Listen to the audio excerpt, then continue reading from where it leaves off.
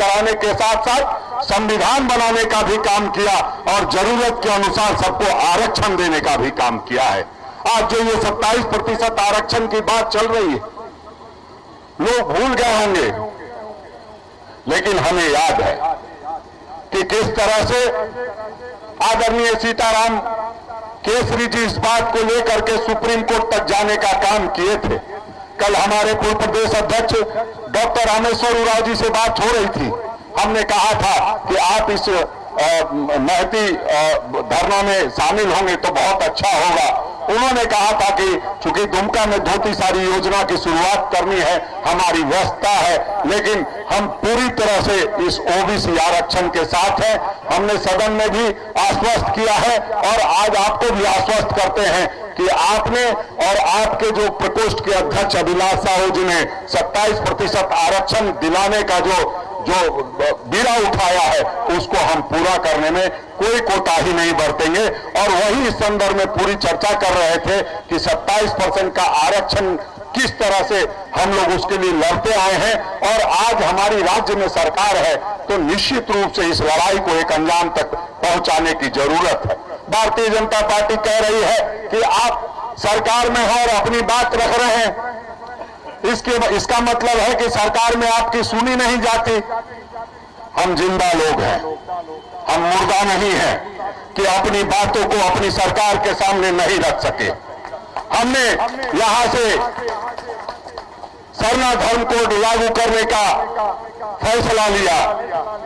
आपके 12 सांसद थे, किसी में इतनी हिम्मत नहीं हुई कि उस सरना धर्म कोड के लिए आगे आकर के अपनी बात को रख सके।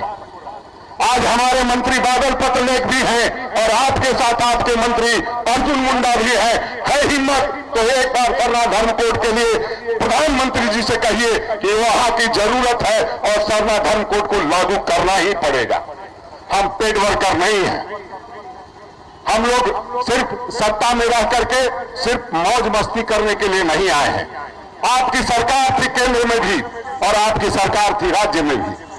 केंद्र में प्रधानमंत्री पिछड़े वर्ग से आते हैं, राज्य में मुख्यमंत्री पिछड़े वर्ग से आते थे, डबल इंजन की सरकार कहते थे और फिर भी कोई 27% आरक्षण पर कभी बात ही नहीं हुई। आप धरना की बात छोड़ दीजिए, सरकार के अंदर भी किसी ने कोई बात कही हो तो उसका उदाहरण पेश करे। और जो ये आजसू के नेता है, जिनको भारतीय जनता पार्टी ने चुनाव के समय लात मार के बाहर कर दिया था, पूरे सत्ता का मजा लेते रहे, उस दौरान कभी भी एक बार इन्होंने मांग को आगे रखने का काम नहीं किया। पूरे परिवार मजा लेते रहे ओबीसी के नाम पर। आदरणीय सुदेश महतो जी हो, मौसा जी हो, सभी लोग मजा लिए, खूब मजा लिए, कभी आरक्षण पिछड़ों के आरक्षण की बात नहीं कही।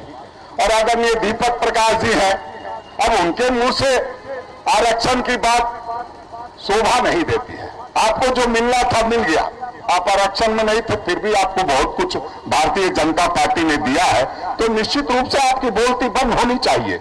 लेकिन जो कांग्रेस को कोसने का काम करते हैं, ये बंद कीजिए, वरना जिस तरह से 5 वर्ष के बाद आपको जनता ने सदन से, सत्ता से सड़क पर ठेल दिया है, आने वाले समय में आप पूरे देश में सत्ता से बाहर कर दिए जाएंगे इसी तरह की बोल चल रही। तो आपको अगर आज ये दिखाई दे रहा था कि ओबीसी के आरक्षण की बात हो रही है, तो आज दीपक प्रकाश जी को इस धरने में शामिल होना चाहिए था। अरे आप पार्टी से नहीं बनिए, अगर मुद्दा है और लगता है कि इस मुद्दे में दम है और अगर आरक्षण